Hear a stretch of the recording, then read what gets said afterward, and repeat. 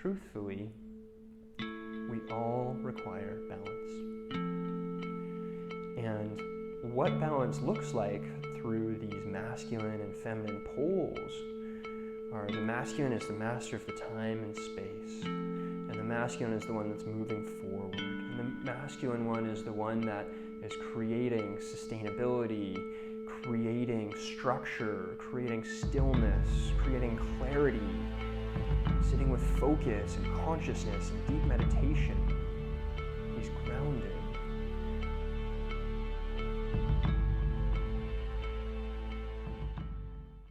Hello and welcome back to Embodied Relating with Braedy Mac. I'm of course your host, Braedy Mac. And today I want to talk to you about the thing that could be most distracting to you and your life right now. And I'm in this bubble of personal development and self-growth. And if you're watching this, you're probably either in that bubble as well or curious about that bubble. And I just want to break some things down because it can get really easy. It can be really easy to get lost in all of the work, right? All of the different practices, from journaling to meditation to breath work to coaching to therapy to you name it, somatic practices. So how do you know what to do when? Well, for me, because I'm a coach, an author, a yoga teacher, a craniosacral therapist, a clinical breath worker, and many more things, I have all of these different skill sets that I can use and choose when I use what skill when. Now, I have some regular practices, like I have a pretty standard breathwork practice and an embodiment practice. I play sports a lot, so these are things that really help me stay regulated, help me stay in community, help me create a life that is really enjoyable and embodied. And for a lot of guys, I just got off a men's group call, and for a lot of guys, what I've noticed is they can get lost in like just doing the thing, right? So sometimes we think the work is, I just need to push a little bit further with my business. I just need to hit that one last goal before then everything will be great. And, I'm all for accountability and crushing your goals and having the masculine drive of making sure that we're actually moving forward in life. And I also don't think that life turns out to be perfect through just ticking the boxes, right? The boxes are part of the structure. You want to be moving forward. You want to be taking the steps to, for me, it's moving into this new home that feels really good for me and my family, and buying all of the furniture and moving forward. These are some of the things I'm working on right now and some of the boxes that I'm ticking. But what's really special is to observe what's happening inside of those boxes. What's happening in the in-between moments? Am I so caught up on ticking all of these boxes that I'm not actually present with my partner? The in-between moments when we have dinners together and more time together, and am I ticking all these boxes but it's creating more conflict, or can I tick these boxes in a sustainable way where I'm also engaged with life, right? I'm really here, I'm really present. I'm talking to you right now. I'm connecting to you right now. I'm with my partner when she's in the same room. I'm connecting to her. And I'm really clear, and there's times that I'm going to step away from that. I'm going to be in my office and I'm going to focus on the things that I need to focus on. But what's really important is to set up containers for myself for these different situations, right? And you can set up a container in a few different ways, but really what you want to end up doing is having the right time and space, right? When I think about the masculine, he's the master of time and space. So he's deciding where you are and for how long you're there. And if it means setting up a container for myself to be more present with some of the work or some of the practices. It might look like I set on my calendar from 7 a.m. to 8 a.m. I'm going to be on my yoga mat. That's a container, right? I've really just set that for myself because I know where I am and what time. I know in office hours from roughly 9 a.m. to 5 or 6 p.m., I'm mostly going to be in the office, aside from, lunch breaks or if I choose to go out and do something else that day. I've set that for myself and I know what I'm doing in that time space. And this is really powerful, right? It's really important. And then, I also know after that at 6, I'm going to go for a surf or I'm going to go play some tennis or paddle. And, around 7, I'm going to have dinner with my wife and I'm going to be fully present for that. But having these containers is really important to know what I'm doing when. I've got a really strong journaling practice. I try to journal every morning and every night. And having that set time, even in my calendar, or having my journal, it's just on my desk over here, open and maybe a candle nearby really sets the container, right? It's not just knowing where you're going to be, but it's also like, how can you make that space perfect for the thing that you're doing? Now, if that's, for focusing on work and journaling, then I'm going to have, my laptop and my journal. If I'm focusing on more of being present with my wife, if that's something that, I know that our relationship needs some attention, it deserves some attention as of lately because maybe I've been going really hard at work in the office, that's going to be something that I'm going to set a container for. I'm going to make sure the bedroom is set up in a really beautiful way. I'm going to make sure that we're going out to dinner and we're enjoying ourselves, we're laughing together, we're playing this subtle game of flirting while we're connecting, up into the point when we're in the bedroom, when we start to make love. What is the music like? What is the smell like? What are the sheets like? Are they new?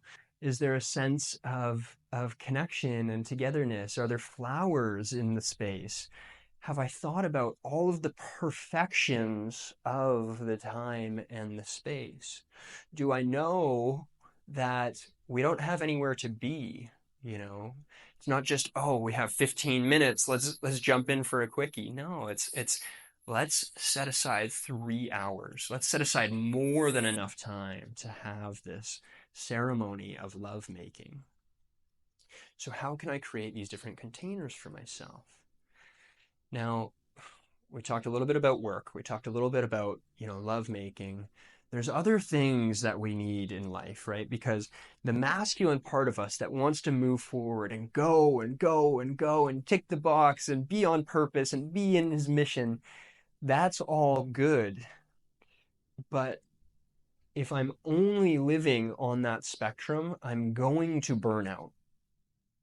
And most other humans are as well. Because life requires balance from us. Life, our nervous systems, the earth, everything on this planet requires balance, right? And if you look anywhere in nature, you'll find balance. And so the minds can create this disbalance or this greed, or, sometimes we disguise it as ambition, right? When we think about a cancer cell is something that takes more than it needs, and it continues to hoard more than it needs, and it takes and it takes and it takes. And in biology, we call it cancer. In human beings, when we take more than we need, and we continue to take and take and take and separate and isolate ourselves, we call it ambition, which is hilarious, right? Because truthfully, we all require balance. And what balance looks like through these masculine and feminine poles are the masculine is the master of the time and space. And the masculine is the one that's moving forward. And the masculine one is the one that is creating sustainability, creating structure, creating stillness, creating clarity, sitting with focus and consciousness and deep meditation. He's grounded. And the feminine is the movement. The feminine is the energy. The feminine is the feeling, the sensation, the embodiment practice, the dancing, the laughing, the singing, the play, the movement, right? So the feminine side of us also needs to be nurtured. That might happen through art, or it might happen through dance, or it might happen through another practice, right? But these things that really nourish us, the feminine is very nourishing. So the things that nourish us are the things that are going to cool down some of that masculine fire and drive and fuel that moves us forward in our very masculine practices. We also need a container for ourselves to experience nourishment. Now, if you're in a long-term relationship, you may have your partner as a feminine being, if you're the masculine being, and you can use her as a nutrient, as this thing that cools your fire, that soothes you, that nurtures you. And that can be a practice in itself. I'll do another podcast on that at another point, but there is a quality of soothing and nurturing of the feminine that you can allow yourself to take on, to notice, even if it hasn't been that way previously. That's the power of consciousness and creating containers in time and space, is we can evoke that in another. We can evoke their nurturing feminine qualities and allow for that to be beautiful, right? Their radiance, their beauty.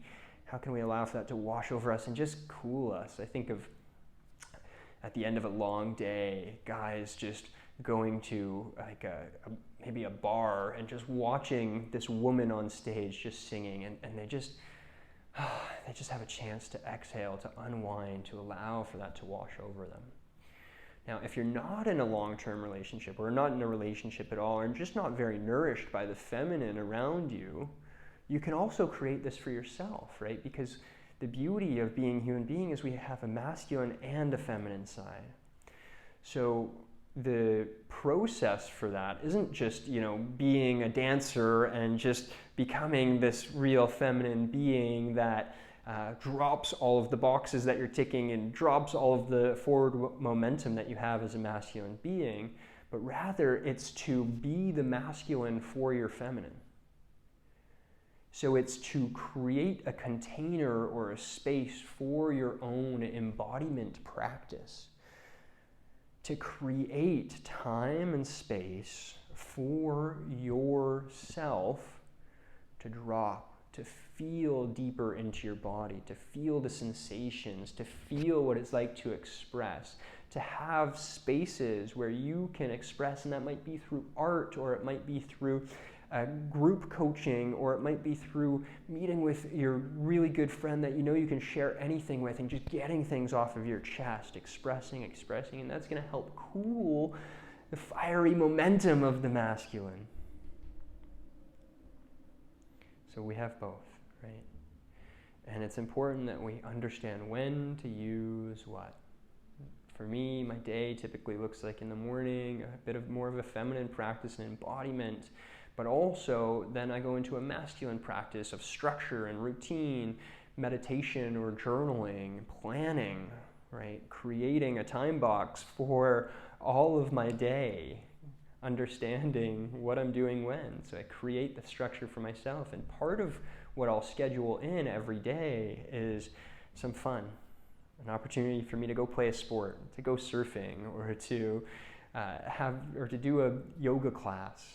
I'll plan that into my schedule alongside with all of the to-dos, right? Alongside with taking scheduled meetings, and alongside with, recently, because I'm creating this amazing relationship course, which is just going to be the ultimate package with everything all in one, that I teach in my thousands of dollars worth of coaching programs. I'm going to package it all up. And so what's been really fun is in the middle of my day every day, I've had this opportunity to just go into creation mode.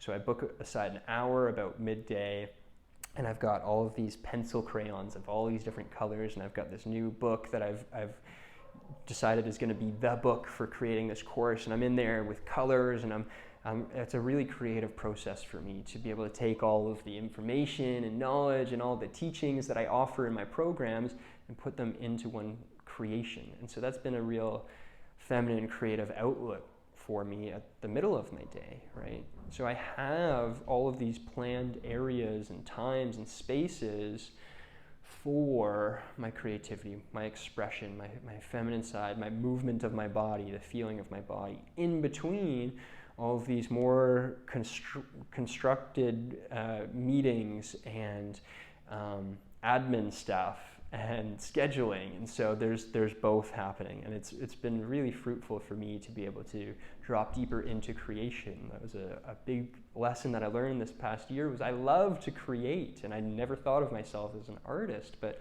now as I'm starting to create things, like I've just written a book and I've just created a course and I'm creating things for my business, and I'm creating a baby at the moment. Like we're about to give birth, which is amazing. So all of these things, I really became a creator this year. And I realized through a retreat that I was on this year was we did this big art ceremony.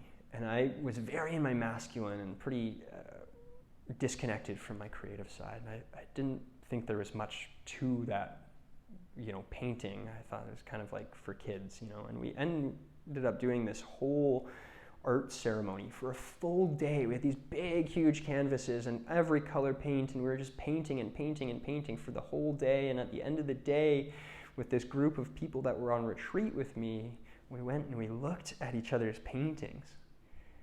And we shared with each other what the paintings meant for us, and then everyone shared what they saw in the painting.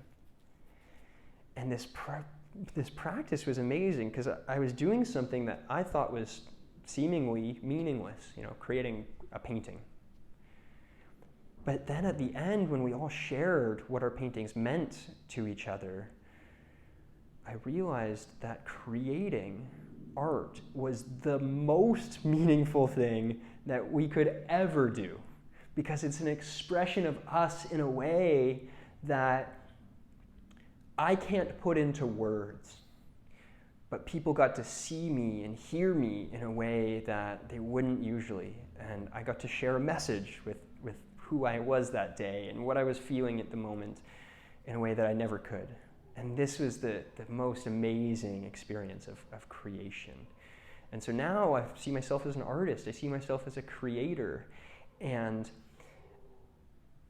I really understand that this is how life is birthed into the world, is through the process of creation, which is both the masculine setting up a ceremony, a time and a space for creating art, and then the feminine to come in and be the creation, to be the flow, to be the nurturing. And so this is how I like to balance my masculine and feminine sides in structure and creation. And what the most important thing for me in all of this is to remember is how we relate. Because it's not just about doing the thing, right? It's not just about ticking the box or making the art, It's about actually sharing that with others. It's about sharing that with others. Sometimes we think, I just got to move forward in my business. I've just got to do this thing, and I've got to, hand out flyers. Let's say, I've got to hand out these flyers, and I've been procrastinating doing that, and I just haven't, handed out the flyers. And you might, on the surface level, think, well, okay, like you just, step it up, take accountability, just hand out the flyers, just do the thing, and then you'll feel better about it. But what we fail to recognize sometimes is there's a deeper process underneath, right? What is it that's stopping you in the first place from handing out the flyers? What is the deeper underlying experience that is withholding you from from handing out the flyers? Well, maybe you had an experience when you were younger where you were giving something away, or you expressed yourself in a certain way, or you showed yourself, or you said something and then you had some pushback, or you were exiled from a certain community. Maybe you were rejected at some point, right? And then you thought, it's not worth myself putting myself out there, sharing my craft. It's not worth sharing my opinion, right? And if that is the case, it's not about handing out more flyers. It's about dealing with what is underneath. And actually, the most powerful practice of all is restoring integrity with those people from your past.